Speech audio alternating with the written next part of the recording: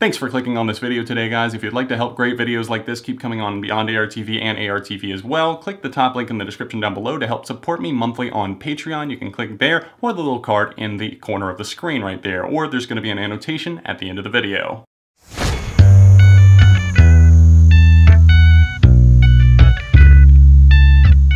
Hey everyone, John from Beyond ARTV. Today I have a special video lined up for you. I'm going to be talking about 13 reasons why I loved the show 13 Reasons Why. Now, if you're not familiar, this is kind of a teen drama. I'll say that loosely just because of the subject matter and the setting that it is based on. It takes place with high school students in a high school primarily and the things that they go through. But this is not your run-of-the-mill MTV VH1 type drama. This is something that actually has guts. It makes bold moves and bold statements, and we're going to get into fleshing those ideas out a little bit further as to why I love the show so much. Now, in this intro, I'm going to keep it spoiler free, but as we move through some of the points, in order for me to make them, I'm going to have to spoil some things. So I will tell you this right now. Click off after we get to the first point. There's going to be title cards separating each and every individual point that I make. Now, there's been a lot of outcry from people talking about this show, saying it glorifies suicide, or it just makes them look like they have no other option and they never provide an alternative.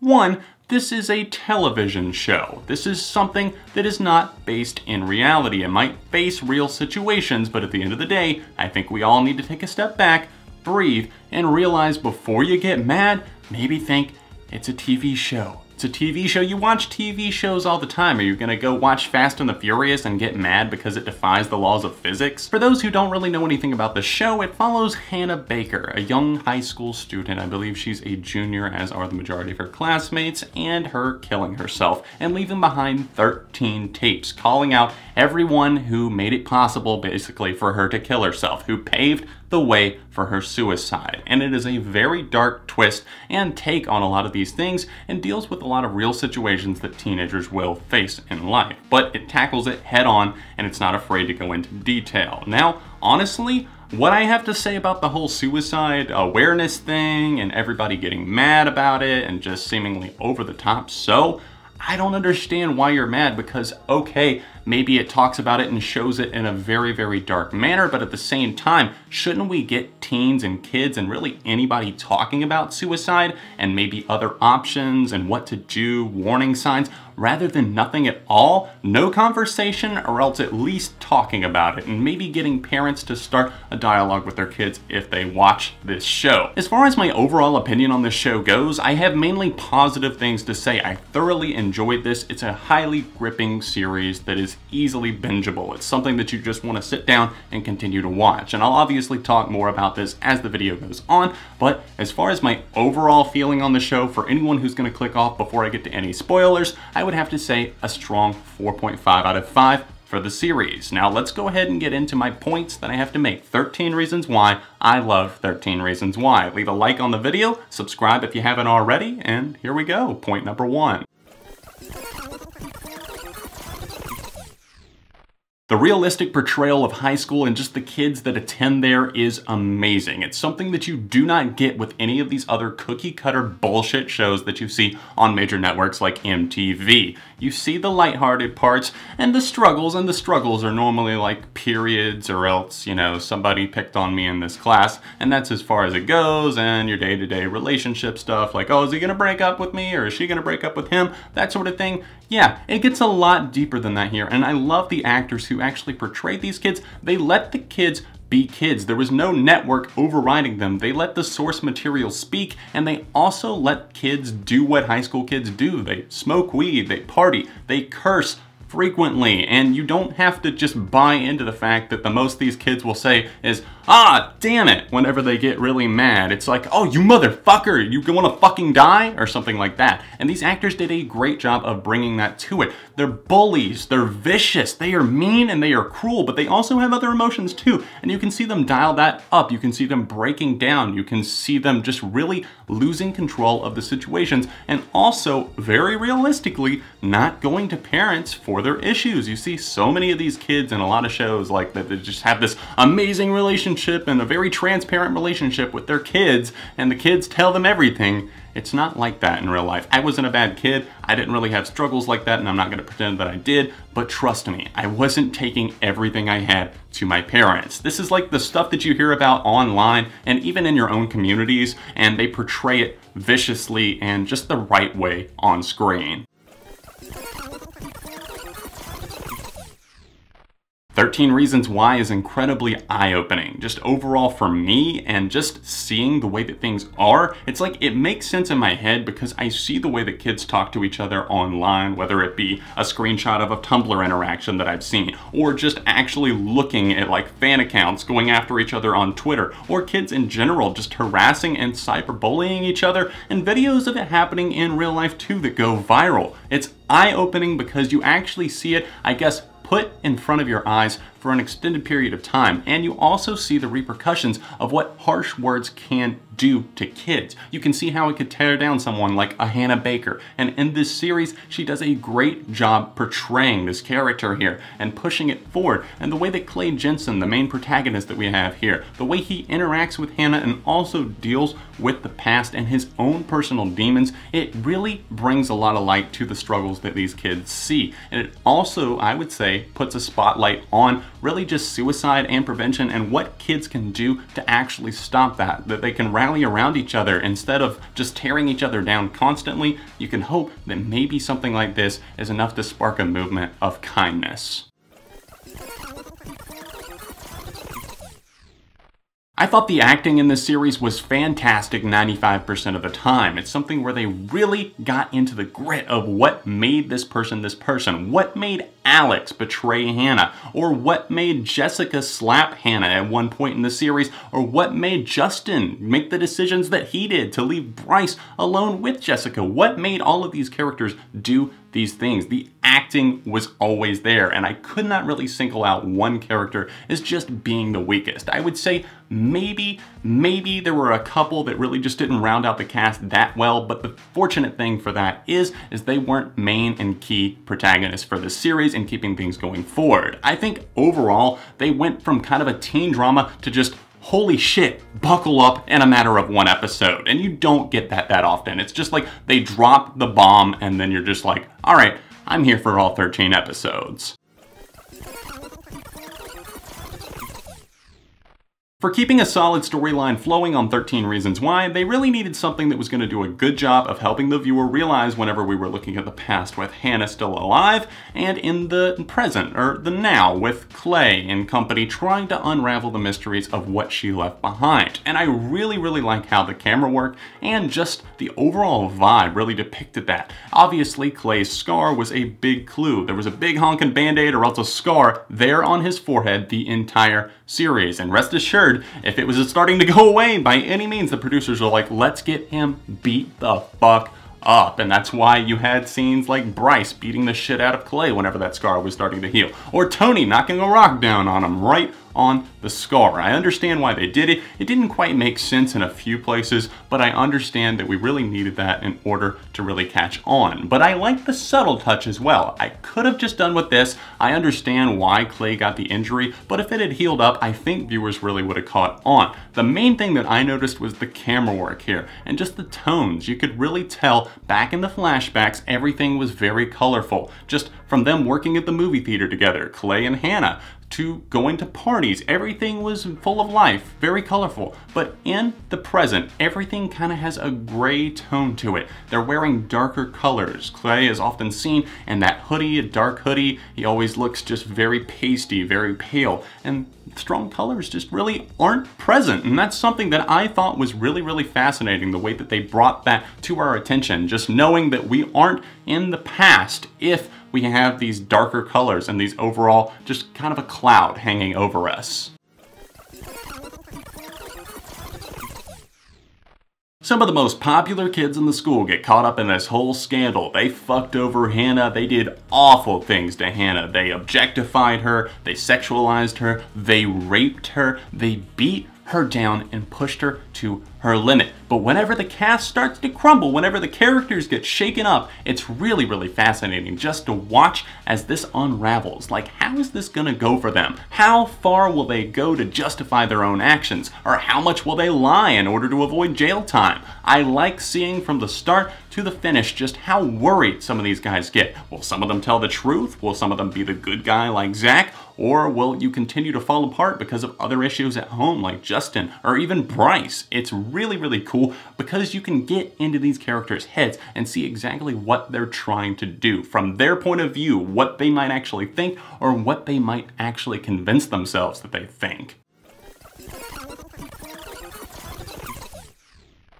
I only ever had one run-in with someone that was suicidal, and I've never really talked about this before because I wasn't close to this person, and I really hope that they're still alive to this day because I honestly have no idea. But myself and my friend Cameron actually found this note that this girl in our class wrote. I believe this was 8th grade, and I really felt something like was pushing us. He found it and he showed it to me, and I got him to turn it in because, you know, obviously we've never seen this before. I went to a small Christian school and this girl had just come to our school, and she reminds me a lot of Hannah in some ways because the curly hair, just maybe the overall vibe that she gave off. And like I said, I was never close with her whatsoever, but at the same time, I had tried to talk to her a few times, and we had similar music tastes, it seemed, just judging by what I could see on her binder. But it was important, I feel like, to acknowledge those warning signs, and I'm glad, and I can feel good about the fact that myself and my friend were able to turn that in, give that over to a teacher who then turned it over to a principal, and she ended up eventually leaving the school because I don't know if she felt embarrassed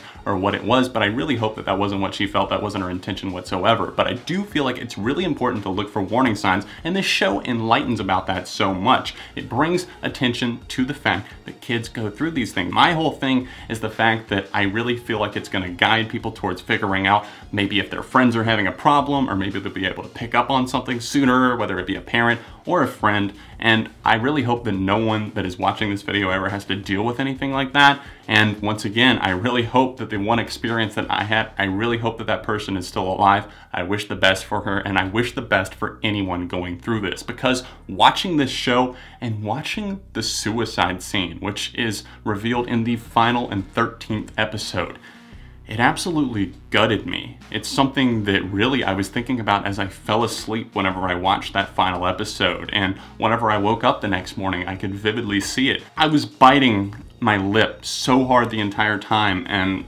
holding my knuckles and fists like this, and just, I didn't know what to do. And you feel, even though it's a character, you feel so bad, and you feel so bad knowing that there are people that go through this every single day. And that's something that you shouldn't take lightly. And obviously, I think it's pretty obvious a lot of the time. It's not always by any means. But like I said, look for the warning signs and get help for someone.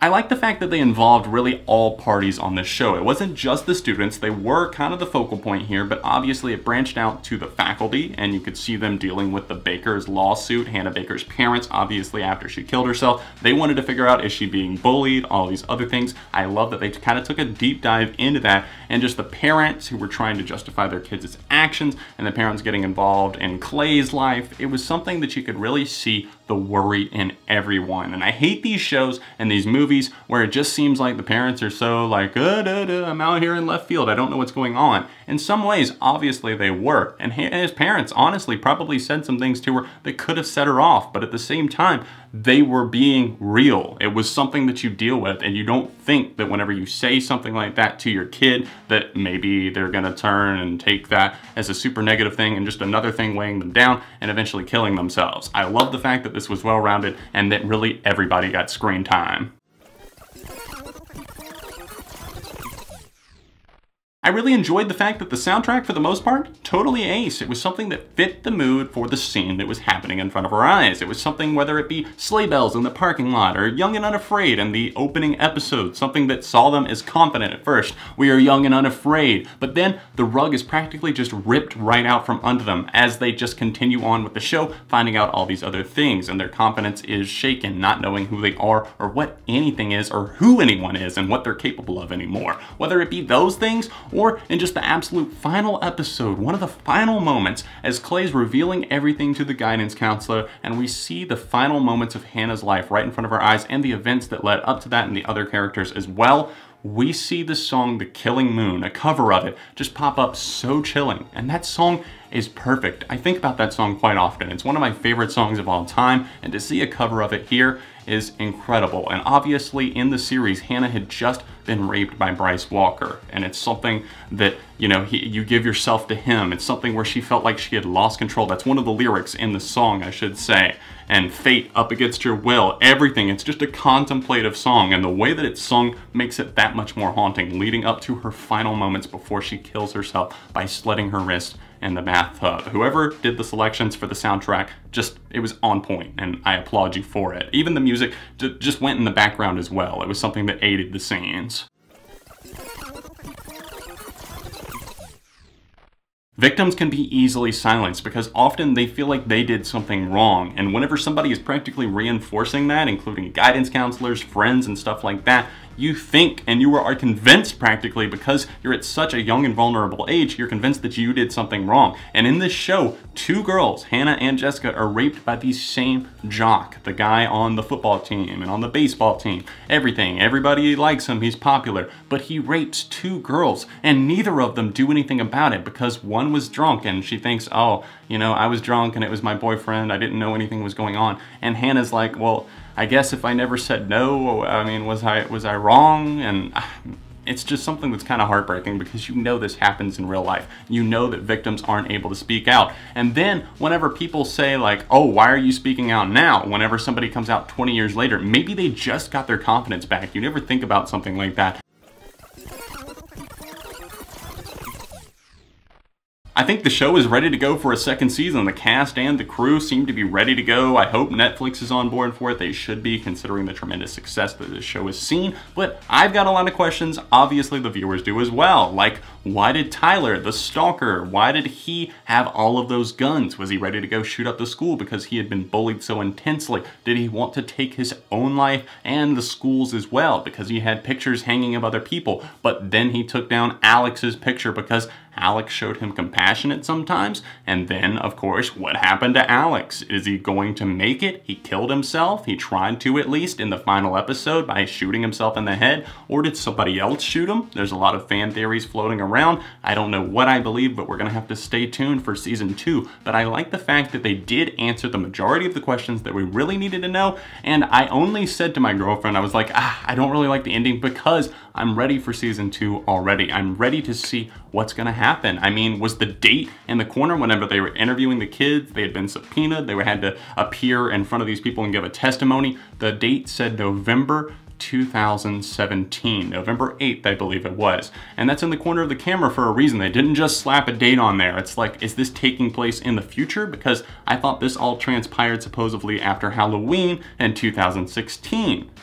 Who knows? I think that maybe that wasn't unintentional whatsoever. And also, what happens with the Bakers? Do they continue on with their lawsuit? I really hope that we get all the answers in season 2.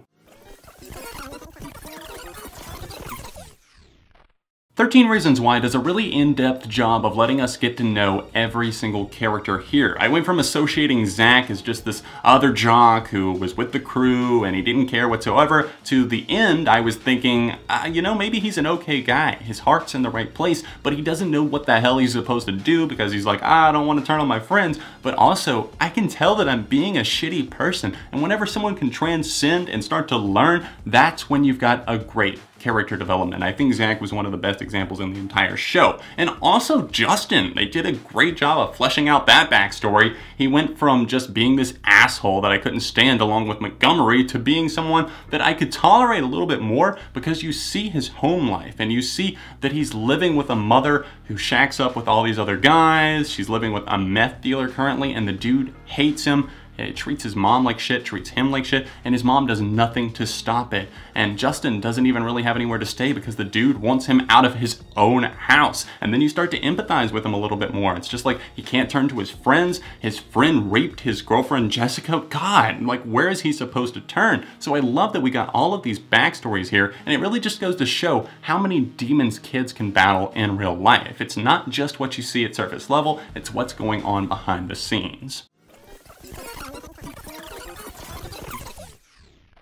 Thank you, Netflix, for not censoring this, for allowing them to, if they needed to, show graphic content, whether it be something like a sexual assault, or something like somebody killing themselves, or a brutal fight between two kids, Montgomery and Alex, for example, beating the shit out of each other. It's something that is there for the plot, and it's not all just shaky cam, and you don't see anything at all. Not that I'm just a gore addict and I need to see everything. It's something that makes it hit that much more. It's something that makes it so much more emotional and powerful because you see these things and you see like the pain that Hannah is just gasping out in as she cuts her wrist. That's not something that you just do and it's just there. I watched a movie not too long ago at all where the woman just cut her wrist and it was just like, oh, it was nothing. Hannah cuts it and she's in shock because it hurts so badly, especially whenever you make that first incision. And you know, if you've accidentally been cut by something sharp before, you know it hurts like hell. I've been cut with a knife before. It's not fun. Trust me, if you're slashing your own wrist, especially that first wrist before the shock sets in, you're gonna feel it. And it felt so real. Too real, in fact. It's very unnerving, but that's another reason why I have to give it praise. It's just really fantastic in the way that it portrays it. It's really easy to binge and it keeps you on the edge of your seat wanting more. You want more and more. You need to know what happens next. And obviously a lot of shows do set up like that, but it's not like, I'm hooked so much and I really am invested so much in this and wanting to know what happens to the characters that I cannot wait. Sometimes I can find myself waiting and then it's just like I wait and wait and wait. This is something where I needed to get to the conclusion. You find yourself with a well-progressing storyline, something that's not revealing too much, but just enough to keep you going, to keep you wondering. And like, you know, whenever it drops these huge truth bombs, you're finally just like, oh my God, play next episode right now. And my girlfriend and I actually on like the last couple of episodes, I think we watched 3 the final night just to finish it out because obviously it's getting so crazy. Clay finally gets to his tape, the suicide, everything that leads up to it.